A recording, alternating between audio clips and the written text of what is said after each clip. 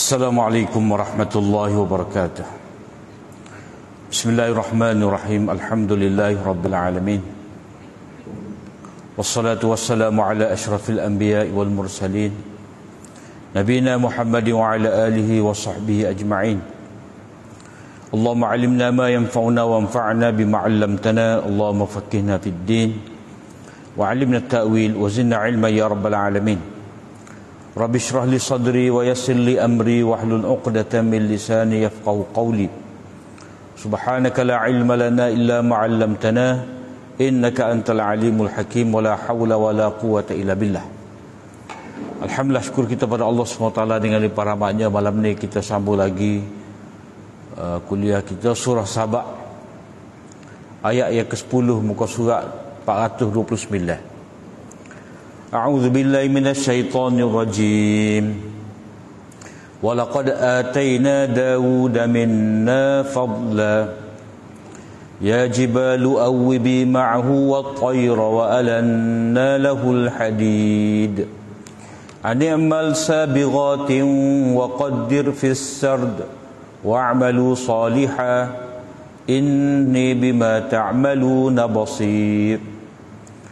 Wali Sulaiman riha guduha syahrun wa rawahuha syahr wa asalna lahu 'ainal qita wa minal jinni man ya'malu bayna yadayhi bi'izni rabbih wa man yazigh minhum an amrina nuzighu min 'adzabis sa'ir. Sesungguhnya kami telah kurniakan kepada Daud dari sisi kami kurniaan yang besar.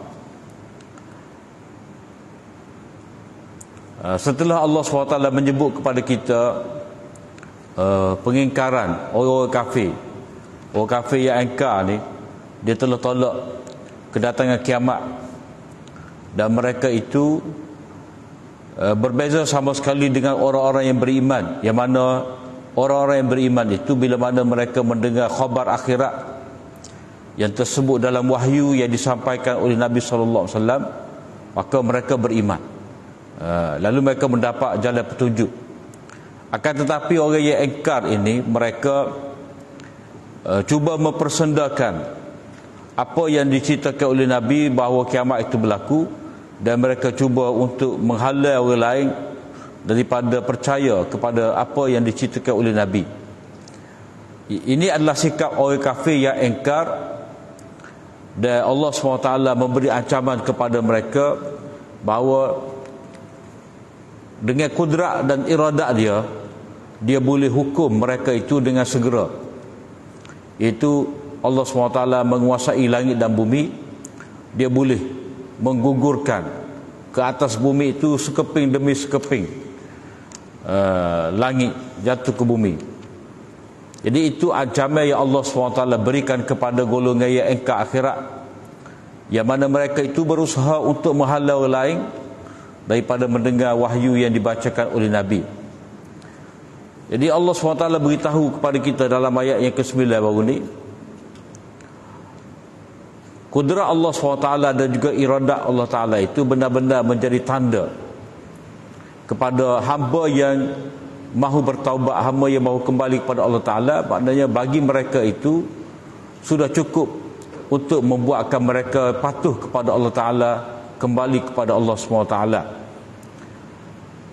Jadi dalam ayat, daripada ayat yang pertama sampai ayat yang ke-9 kita baca baru ni, Allah Ta'ala cerita tentang orang kafir dan juga orang beriman, perbezaan sifat mereka, dan untuk mengukuhkan lagi apa yang Allah SWT beritahu dalam 9 ayat yang pertama ni, Allah SWT bawakan kepada kita cerita. Ada cerita yang mana cerita Nabi Daud di sini. Cerita Nabi Daud dan juga anak beliau Nabi Sulaiman, yang mana masing-masing itu Allah Ta'ala berikan kepada mereka kenabian. Allah Ta'ala berikan kepada mereka berdua itu ilmu dan kekuasaan. Itu kurnia yang besar, ya. Dan mereka berdua ni, walaupun mendapat kurnia Allah SWT yang besar itu, mereka tetap beriman dan beramal soleh, dan sedikit pun mereka tidak melakukan kejahatan dan kezaliman dengan sebab kuasa yang ada pada mereka. Yang ini mereka tu benar-benar menjadi hamba yang bersyukur kepada Allah SWT. Jadi ini semua sebagai peringatan kepada kafir Quraisy. Jadi kafir yang Allah Ta'ala cerita dalam ayat sebelum pada ni, itu merujuk kafir Quraisy. Maka kafir Quraisy patutnya dia mengambil iktibar daripada cerita Nabi Sulaiman, Nabi Daud ni. Mereka yang mempunyai kuasa tetapi mereka tetap tunduk kepada Allah SWT. Kenapa? Kerana pemerintah-pemerintah Mekah pada waktu itu, penentang-penentang Nabi pada waktu itu yang berkuasa seperti Abu Jahal, Abu Lahab, dan koncu-koncu mereka semua tu ada kuasa, ada pengaruh, tetapi mereka salah guna kuasa. Mereka telah menindas, menzalimi orang-orang yang mahu beriman. Jadi Allah Ta'ala mari satu cerita kepada mereka supaya mereka mengambil iktibar. Iktibar daripada cerita ni. Dan akhir datang ayat yang ke-15 cerita orang yang engkar apa kesalahan mereka. Jadi mula-mula Allah Ta'ala cerita dulu di sini macam mana hamba Allah Ta'ala yang bertakwa ni, walaupun mereka ada kuasa, mereka tetap bersyukur kepada Allah SWT. Jadi hamba Allah Ta'ala yang taat, yang patuh, yang mau kembali kepada Allah SWT, mereka juga mendapat pelajaran daripada kisah ni, seperti mana mereka juga dapat pelajaran la ayatin likulli abdi munib. Mereka mendapat pelajaran juga daripada amaran yang Allah SWT berikan, yakni dengan kudrat dan iradah Allah SWT, Allah SWT boleh menimpakan azab dari atas langit kepada manusia. Jadi walaqad ataina Daud minna fadla, sesungguhnya kami telah berikan kepada Daud daripada sisi kami kurniaan. Yakni pada cerita Nabi Daud ni ada juga tanda la ayah, ada juga tanda cerita, tanda kepada orang-orang beriman ataupun siapa-siapa yang nak ambil pelajaran. Memang benar-benar ada tanda, iaitu Allah Ta'ala kurniakan kepada Nabi Daud ni fadla, mana kurniaan yang besar, sebab dia mari dalam bentuk nakirah, fadlan azima, yakni merangkumi ilmu dunia, ilmu akhirat, nikmat dunia, nikmat akhirat, kepandaian, kenabian, kekuasaan, kerajaan Allah Ta'ala berikan kepada Nabi Daud AS. Allah Ta'ala kata ya jibalu awibi ma'hu wa tayr, wahai gunung ganang, bertasbihlah, bertasbihlah kamu semua bersama dengan Daud itu, dan juga burung-burung kamu juga kena bertasbih bersama dengan Nabi Daud AS. Jadi Allah Ta'ala nak cerita di sini bahawa pada ketika Nabi Daud ini berzikir memuji Allah SWT, maka turut sama memuji Allah SWT itu dengan kehendak dan perintah Allah SWT, iaitu burung-burung, gunung ganang, mereka turut bertasbih dengan cara masing-masing sebagai patuh kepada Allah SWT. Asal mana awibi ni, mana berulang kali tarjih, sebut berulang kali tasbih memuji Allah Ta'ala, mensucikan Allah SWT. Jadi disertai oleh burung ni. Dan banyaklah riwayat menyebut bahawa Nabi Daud ni suaranya merdu. Bila mana dia bertasbih, maka burung-burung tu dia boleh berhenti untuk sama-sama menyertai zikir Nabi Daud AS.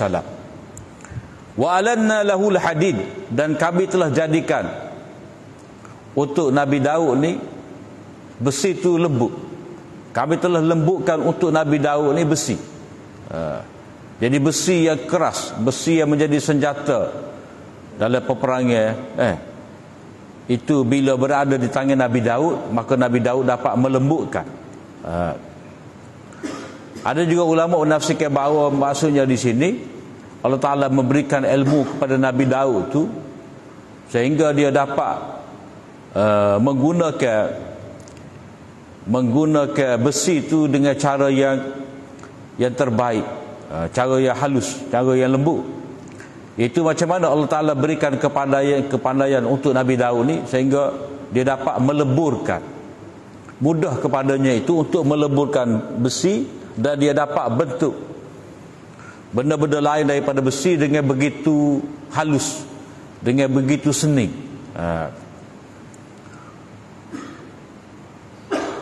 Sebab apa? Sebab besi itu kalau kita kata nak dilembutkan oleh Nabi Daud, dia boleh belok kok.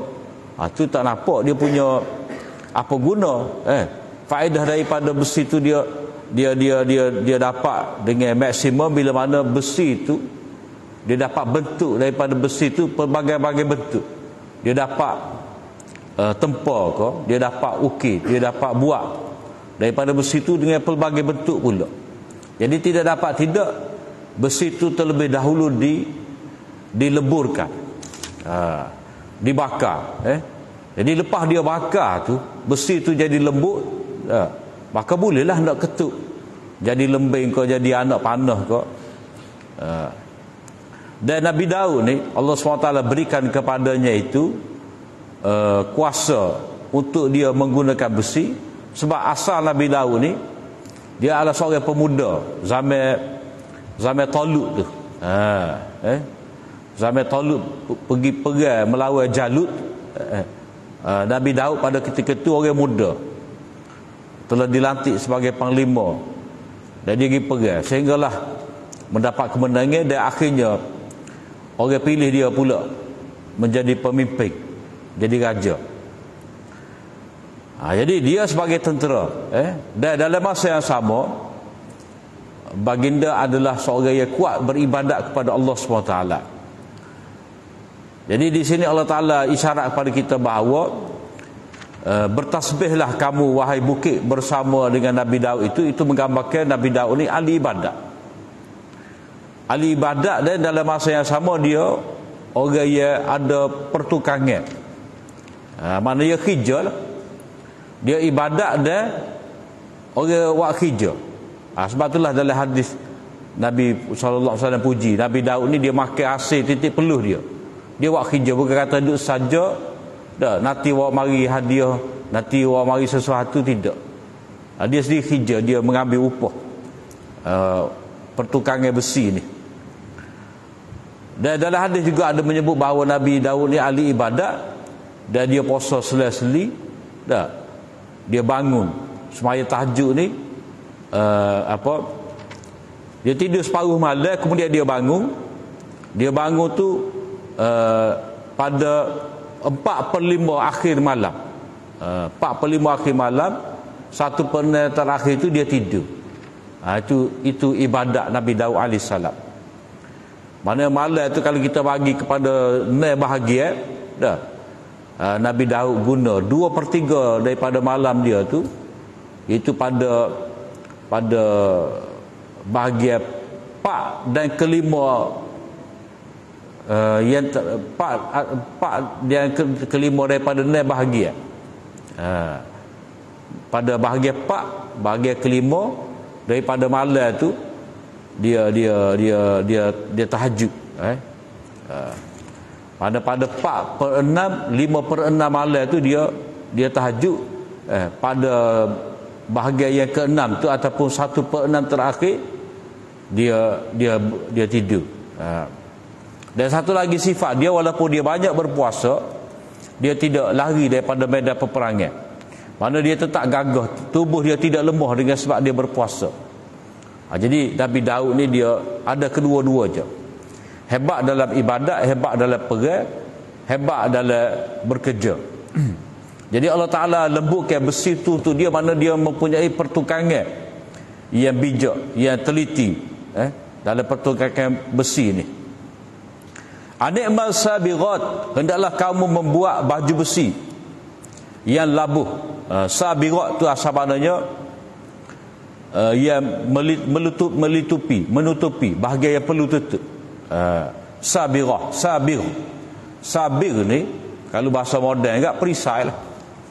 Mana kita ada nyangga tu, kita ada perisai, jadi senjata musuh mari pada kita tak dapat, tak akan kena kita. Itu asal makna sabir, mana menutup.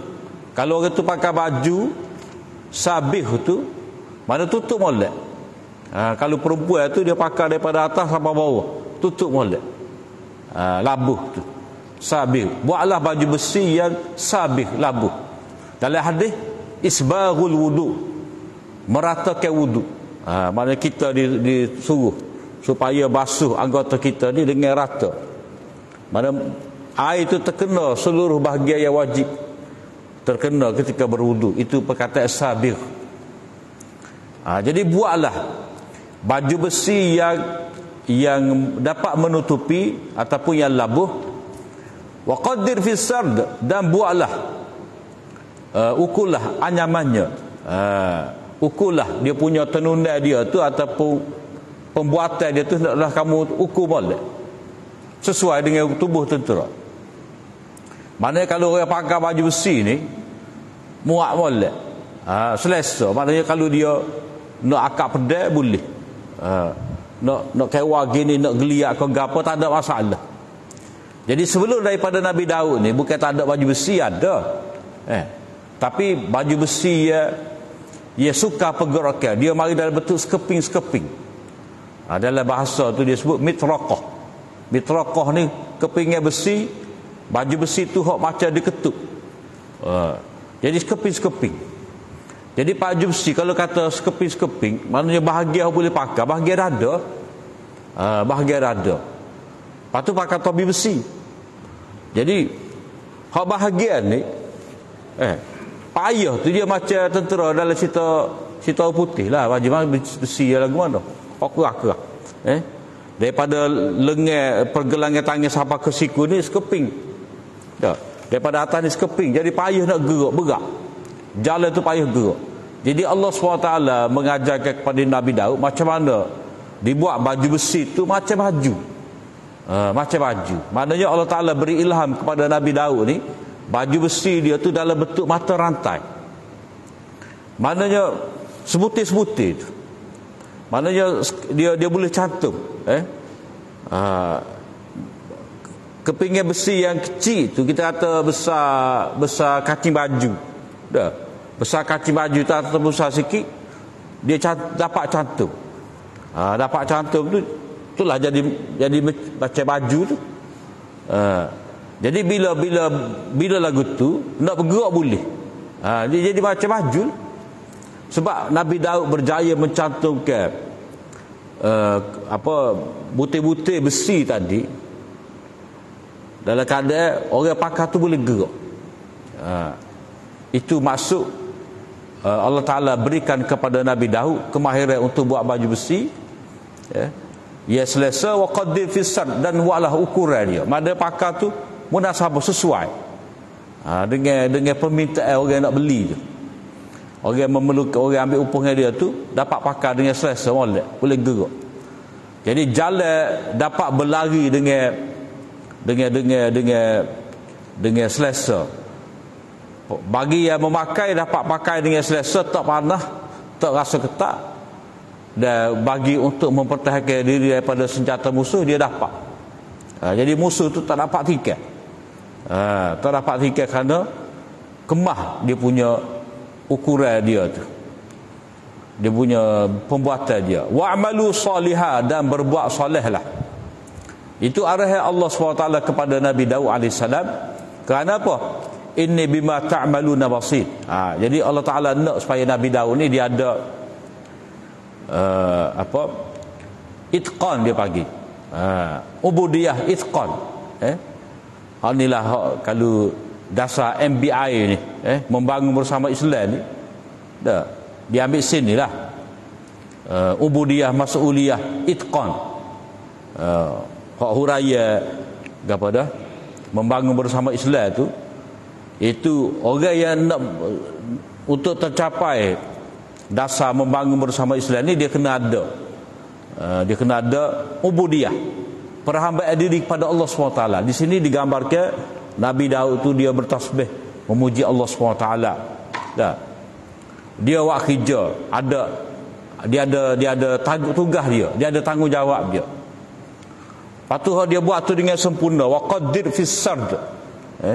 Maknanya ukuran tu begitu tepat, maknanya dia buat teliti.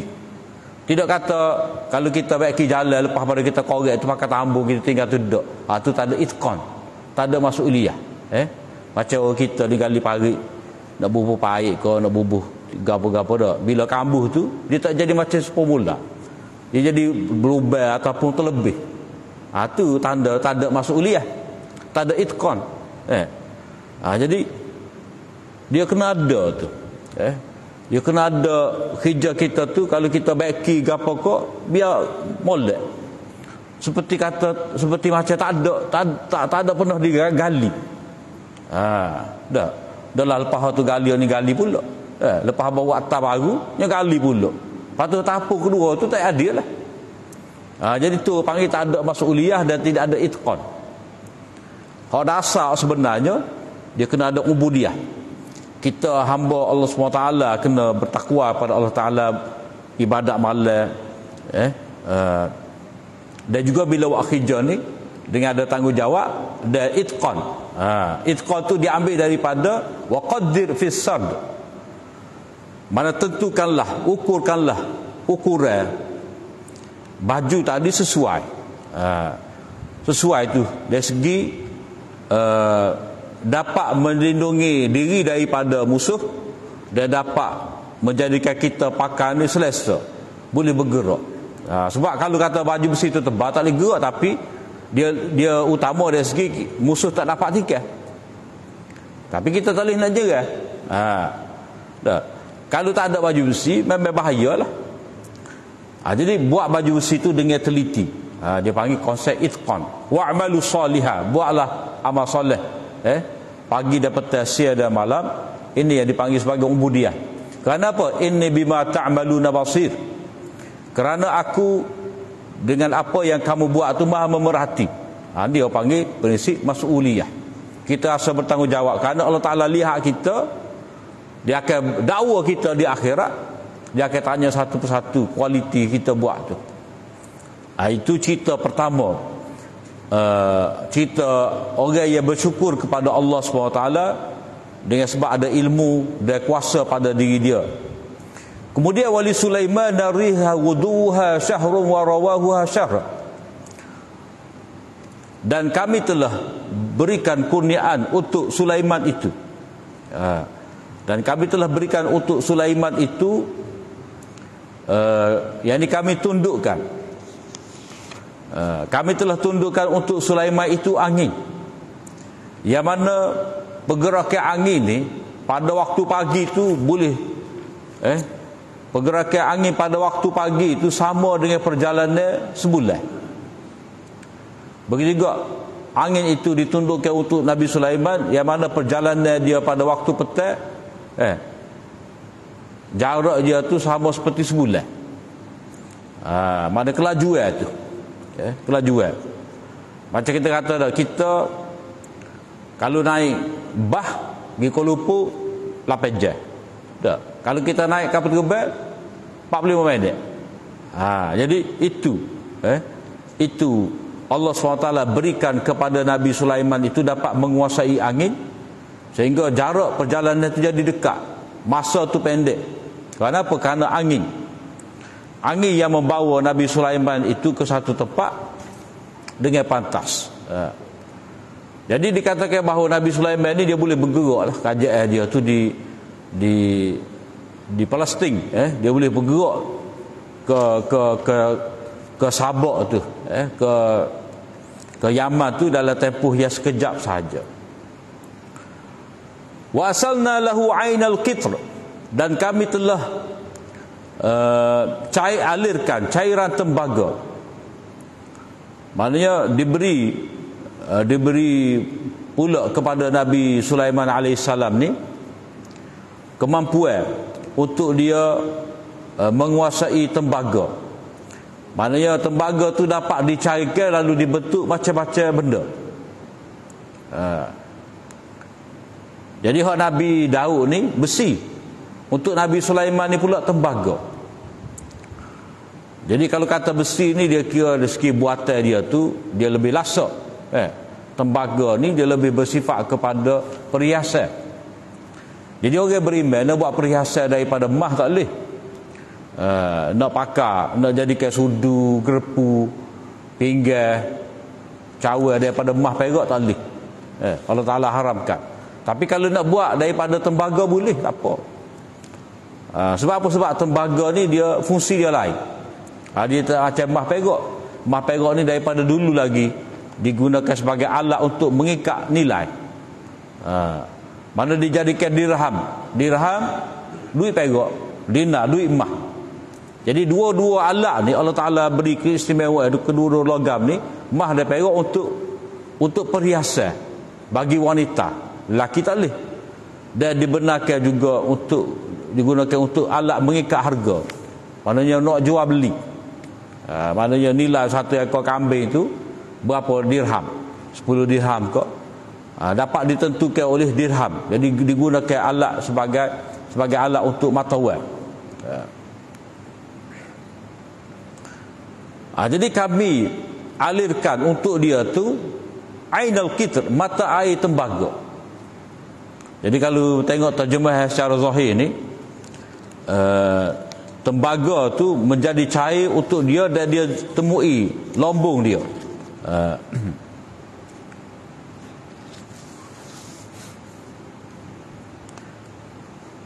Dan disebutkan di sini dalam kuantiti yang banyak. Kerana apa? Kerana Allah Ta'ala menyebutkan ada mata air. Jadi biasa logam ni mana kita jumpa tempat dia lah. Lombong orang panggil. Jadi Nabi Sulaiman ni dia dapat menemui sumber tembaga yang begitu banyak sehingga mengalir untuknya. Maknanya kegunaan tembaga ni begitu meluas dalam rumah dia, dalam istana dia. Bukan setakat Nabi Sulaiman ni dapat menguasai angin, memperoleh sumber kekayaan daripada tembaga. Nabi Sulaiman ni dapat juga menguasai jin. Jadi khadam-khadam dia. Wa minal jinni man ya'malu baina yadayhi bi izni rabbih. Dan sebahagian daripada jin, ada jin-jin ni yang bekerja di hadapan Nabi Sulaiman, mana di bawah di bawah arahan Nabi Sulaiman bi izni rabbih, dengan izin daripada Allah. Maknanya Allah Ta'ala memberikan keizinan kepada Nabi Sulaiman untuk menguasai jin, sehingga jin ni dapat bekerja untuk dia. Mana Nabi Sulaiman boleh arahkan jin pergi menyelam waktu bik mutiara. Wa minal yagusu Ghawas. Dalam Quran menyebut yagusu, maknanya jin ni dia mari nyelam. Ghawas, sifat dia ghawas. Mana jin tu dia turun menyelam dalam bumi, dalam laut untuk mengeluarkan mutiara.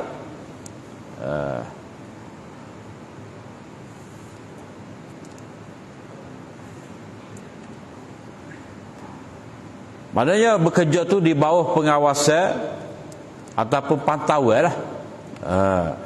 Maknanya kalau sebuah kerajaan ni dia mesti ada pemantau, penyelia. Dia tak boleh lantik orang suruh bulat-bulat pada dia tanpa ada check and balance. Tak boleh.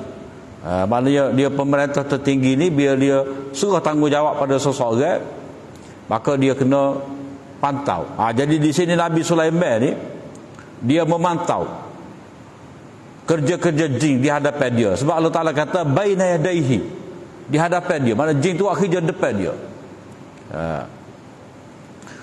Dan jin ni amat taat, dia tak berani. Kerana apa? Wa man yazigh minhum an amrina nuzighu min azabis sa'ir. Dan siapa yang menyimpan di antara mereka daripada perintah kami rasakan kepadanya itu azab daripada neraka yang menyala-nyala. Maknanya ancaman terhadap mereka yang lari daripada tugas ni. Mana ada hukumnya. Nabi Sulaiman boleh hukum dengan api terhadap jin yang mana jin tu kalau mereka tu cuba menyeleweng daripada tugas mereka, daripada arahan kami. Mana ini Allah SWT menjadikan Nabi Sulaiman tu dapat menguasai makhluk ni. ya'maluna lahu ma yasha'u min maharib wa tamathil wa jifanin kal jawab wa qudurir rasiyat. Maka jin-jin tadi bekerja untuk Nabi Sulaiman. Mana jadi khaddam lah. Jadi khaddam. Nabi Sulaiman memberi arahan. Buat apa? Membina maharib, membina mihrab. Mihrab ni bahagian ni lah. Bahagian ni. Bahagian depan ni. Kita ni mihrab simple ya. Kalau masjid tema Uzbek ke, masjid Uzbekistan gapo semua tu dok. Penuh dengan bunga-bunga gapo semua tu, maharib dia panggil. Dia ada seni zakhrafah dipanggil. Fannu zakhraf. Fannu zakhruf, zukhruf. Dalam Quran pun ada surah Zukhruf. Mana hiasan bahagian dinding. Hiasan bahagian dinding ni macam-macam ukiran, macam-macam corak dibuat. Macam masjid-masjid mewah lah. Masjid kita ni masjid simple ya. Tak banyak gangguan sangat. Kalau setengah masjid tu macam-macam bunga. Dah, kita mari jemaah ni jadi lama duk alik kelih. Dia punya ukiran tu. Galik dia tengok corak-corak.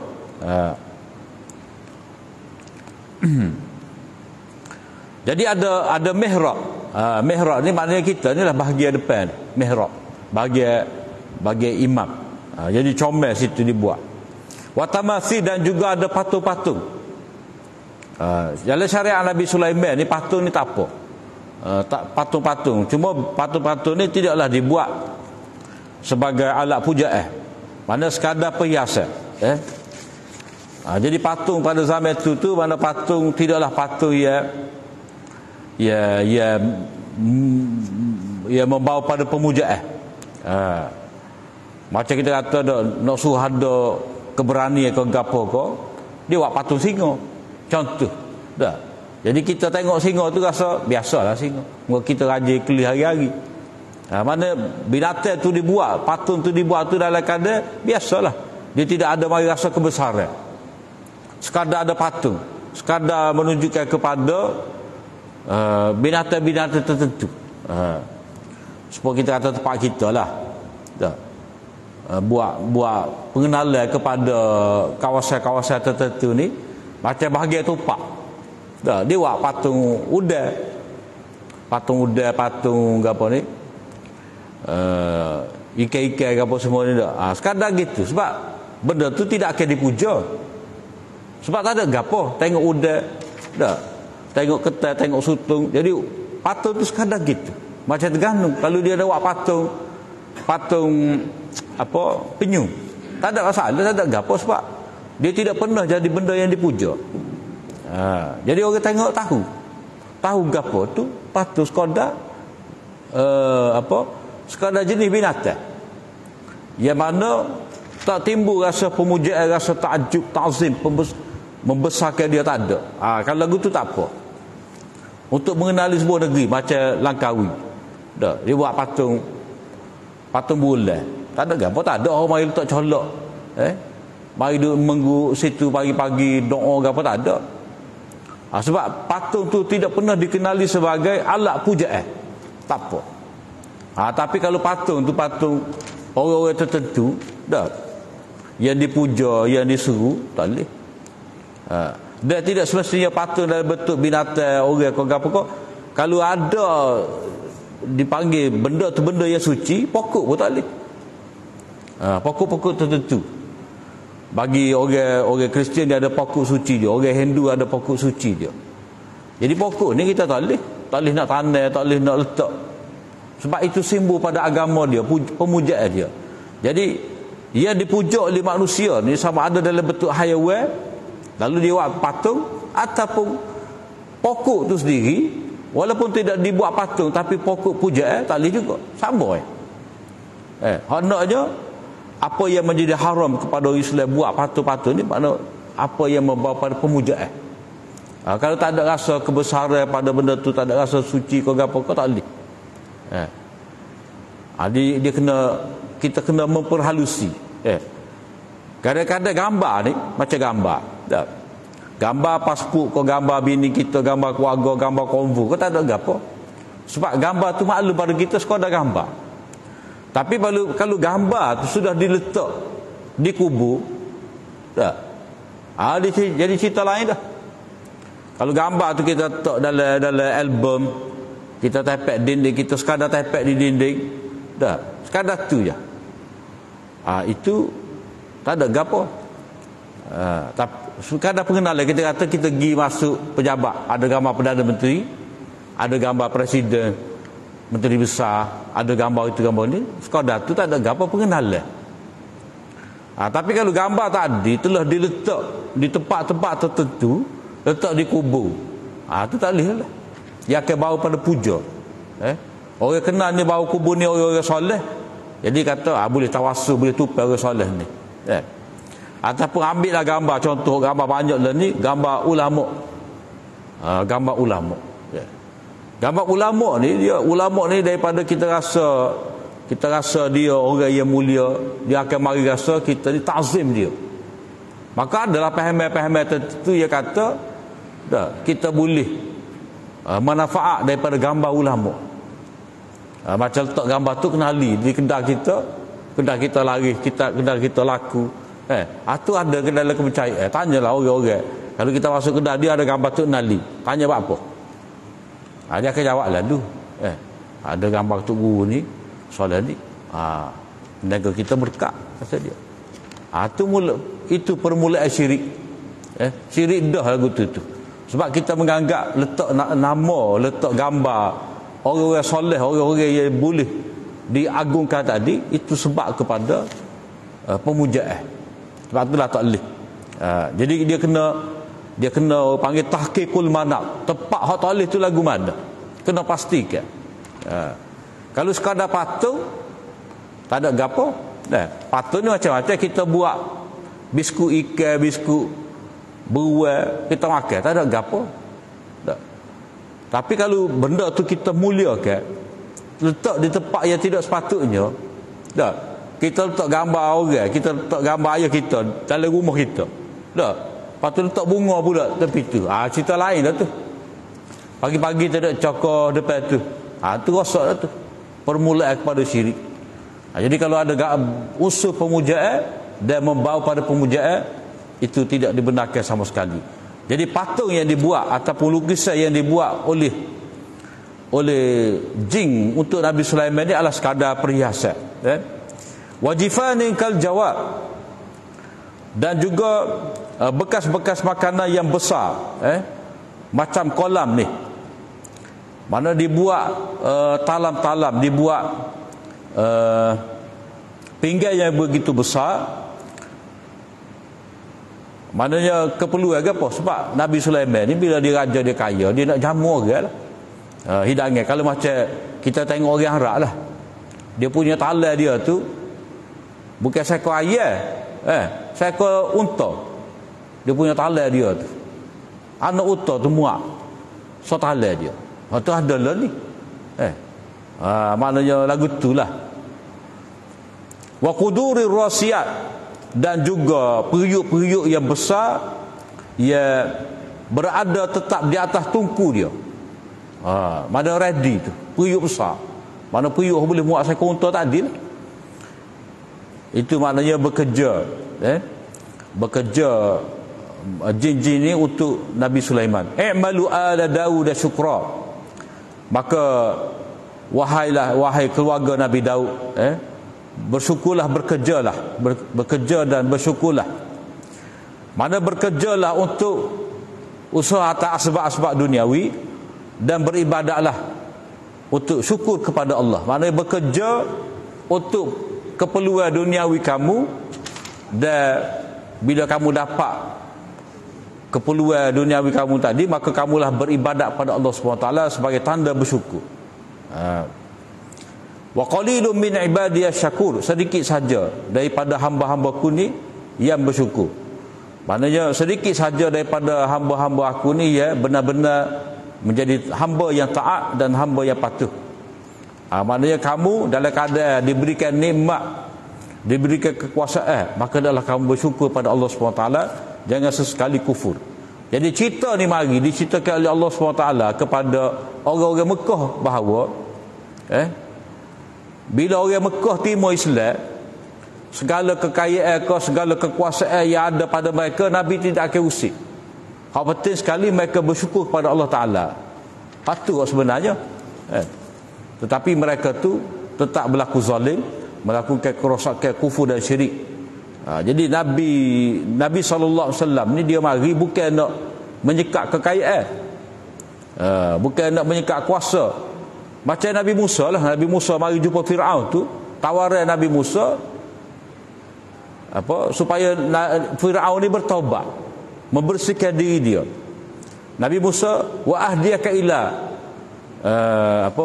wa ahdiyaka ila rabbika fatakhsha. Aku hanya nak bimbing kamu kepada Allah. Tu tugas Musa. Bukan kata Musa kata mu turun sebab mu zalim, aku nak naik merata dengan adik. Tak. Aku nak bimbing kamu. Jadi bukan soal nak menjatuhkan Fir'aun, tidak, tapi nak bimbing Fir'aun untuk menjadi pemerintah yang adil. Jadi cerita Nabi Sulaiman dan Nabi Daud ni nak menyatakan bahawa Islam tu mari dah. Hak mana ada kuasa, mereka boleh mentadbir. Mereka timur Islam dan mereka boleh mentadbir. Mana Nabi tak akan ganggu. Islam tidak akan ganggu kuasa yang ada pada mereka. Cuma mentadbir dengan adil, dan bersyukur kepada Allah SWT. Kemudian Allah Ta'ala cerita sebagai tambahan di sini tentang jin ni, dia tidak ada ilmu gaib. Maknanya Nabi Sulaiman ni kena betul molek.